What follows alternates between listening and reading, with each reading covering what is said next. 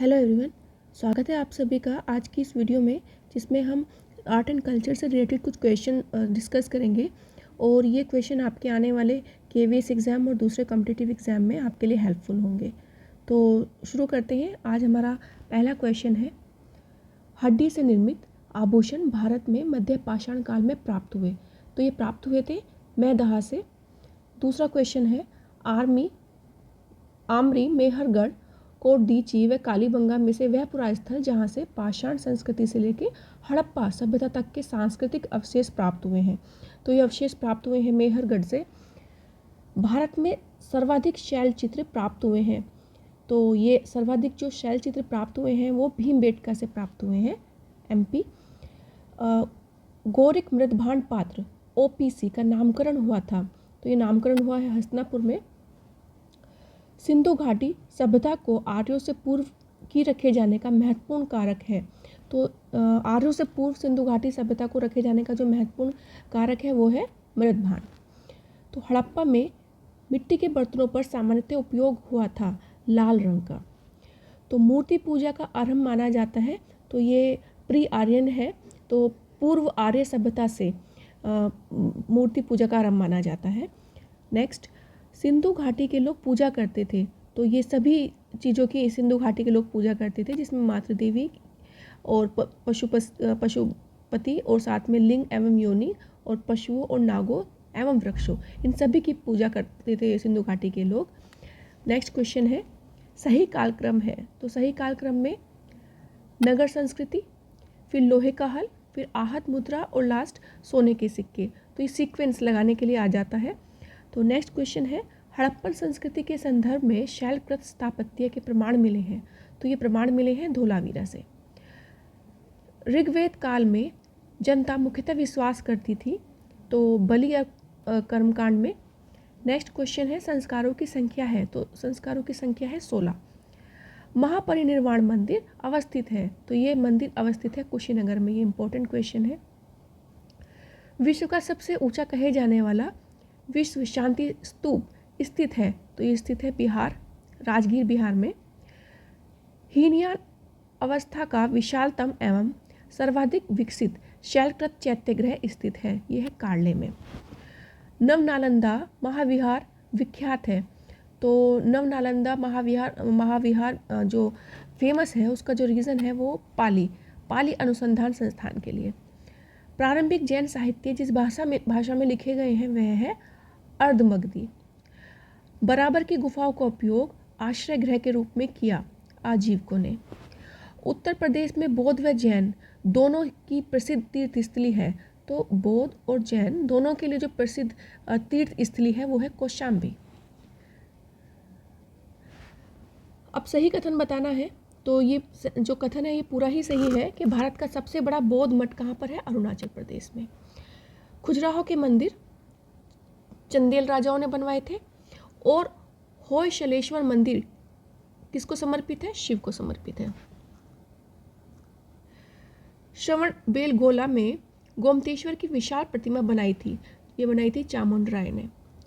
अर्धनारीश्वर मूर्ति में आधा शिव आधा पार्वती प्रतीक है। तो वह देव और उसकी शक्ति के योग का प्रतीक है। तो वासुदेव कृष्ण की पूजा सर्वप्रथम आरंभ की। तो ये भागवतों ने प्रारंभ की थी सबसे पहले। पुरी में रथ यात्रा निकाली जाती है। तो उड़ीसा में जो रथ यात्रा निकाली जाती है वो भगवान जगन्नाथ के सम्मान में निकाली जाती है। नासिक में कुंभ मेला लगता है, तो गोदावरी के तट पर। तो ये कुंभ मेला जो नासिक में लगता है तो कौन सी नदी के तट पर? तो गोदावरी नदी के तट पर। प्राचीन भारत में ब्राह्मी, नंदनागरी, शारदा व खरोष्ठी में से वह एक लिपि जो दाईं ओर से बाईं ओर की ओर लिखी जाती है वो है खरोष्ठी। मौर्य नरेशों ने विकास किया था संस्कृति, कला, साहित्य, प्रांतीय विभाजन, हिंदू कुस्तक साम्राज्य। यानी ये सभी विशेषताएं किसकी हैं? मौर्यों की। कि सांस्कृतिक कला और साहित्य का और साथ ही साथ प्रांतीय विभाजन और हिंदू कुस्तक इनका साम्राज्य था। काव्य शैली का प्राचीनतम नमूना मिलता है। तो ये भी इम्पोर्टेंट क्वेश्चन है। काठियावाड़ का रुद्रदामन का अभिलेख। इसमें जो कला शैली भारतीय और यूनानी यानी ग्रीक आकृति का सम्मिश्रण है वो है गांधार शैली। इंपॉर्टेंट क्वेश्चन है। वह मूर्तिकला जिसमें सदैव हरित स्तरित चट्टान या शिस्ट का माध्यम के रूप में प्रयोग होता था, वो है गंधार मूर्तिकला। तो ये गंधार मूर्तिकला की एक विशेषता है। गुप्त काल में लिखित संस्कृत नाटकों में स्त्री और शूद्र बोलते थे, तो वो प्राकृत भाषा बोलते थे। तो शतरंज का उद्गम या फिर इसका ये कहाँ से ओरिजिनेटेड है, तो ये है भारत में ही ओरिजिनेट हुआ था। भारत की यात्रा करने वाले चीनी यात्री युआन चुआंग यानी हेन शांग ने तत्कालीन भारत की सामान्य दशाओं और संस्कृति का वर्णन किया है। तो इस संदर्भ में जो सही कथन है वो है, जहाँ तक अपराधों के लिए दंड का प्रश्न है, अग्नि, जल और विष द्वारा सत्य परीक्षा किया जाना ही किसी भी व्यक्ति की निर्दोषिता अथवा दोष के निर्णय के साधन थे। नेक्स्ट क्वेश्चन है, स्टेटमेंट है सॉरी, भारत में सबसे प्राचीन विहार है, तो सबसे प्राचीन विहार है नालंदा। खजुराहो के मंदिर संबंधित हैं, तो खजुराहो के जो मंदिर हैं वो हिंदू धर्म और जैन धर्म दोनों से ही संबंधित हैं। भीतरगांव मंदिर ग्वालियर का तेली मंदिर और कदरिया महादेव मंदिर तथा ओसिया मंदिर में से वह जिसका शिखर द्रविड़ शैली में बना हुआ है। तो द्रविड़ शैली में ग्वालियर का जो तेली मंदिर है उसका शिखर बना हुआ है। तो आबू का जो जैन मंदिर बना है वो किस चीज़ से बना है, वो बना है संगमरमर से। एलोरा में गुफाएं और शैलकृत मंदिर हैं हिंदू, बौद्धों और जैनों के। यानी जो एलोरा की जो गुफाएं हैं और जो शैलकृत मंदिर हैं उसमें तीन धर्म यानी हिंदू धर्म, बौद्ध और जैन, इन तीनों से ही संबंधित सांस्कृतिक अवशेष हैं या फिर कह सकते हैं आप धरोहर हैं। भारतीय शिलावस्तु के इतिहास के संदर्भ में तथ्य कथन है। तो भीमबेटका की जो गुफाएं हैं भारत की प्राचीनतम अवशेष शैलकृत गुफाएं हैं। नेक्स्ट, बराबर की जो शैलकृत गुफाएं सम्राट अशोक द्वारा मूलतः आजीवक संप्रदाय के लिए बनवाई गई थी, आजीवकों के लिए बनवाई गई थी। एलोरा में गुफाएं विभिन्न धर्मों के लिए बनाई गई थी। तो एलोरा की गुफाएं हमने ऊपर देखा है हिंदू, जैन और बौद्ध तीनों धर्म से संबंधित है। तो ये स्टेटमेंट दोबारा मिला है, तो यस ये तीनों कथन ही सत्य हैं। नेक्स्ट, अजंता की गुफाएं रामायण, महाभारत, जातक कथा तथा पंचतंत्र कहानियों में से संबंधित हैं। तो अजंता की जो गुफाएं हैं वो जातक कथाओं से संबंधित है। भित्ति चित्रकला के लिए भी जाना जाता है। तो भित्ति चित्रकला के लिए अजंता की गुफा तथा लेपाक्षी मंदिर को जाना जाता है। कोणार्क का सूर्य मंदिर किसने बनवाया था, तो ये बनवाया था नरसिंहदेव वर्मन ने। ब्लैक पैगोडा के नाम से भी जाना जाता है कोणार्क के सूर्य मंदिर को। मंडेरा का सूर्य मंदिर स्थित है, तो ये है स्थित गुजरात में। लिंगराज मंदिर इम्पोर्टेंट है, अवस्थित है, ये भुवनेश्वर में है, उड़ीसा में। भुवनेश्वर और पुरी के मंदिर निर्मित है नागर शैली में। विष्णु को समर्पित अंकोर वाट मंदिर स्थित है, तो विष्णु को समर्पित अंकोर वाट मंदिर है कंबोडिया में।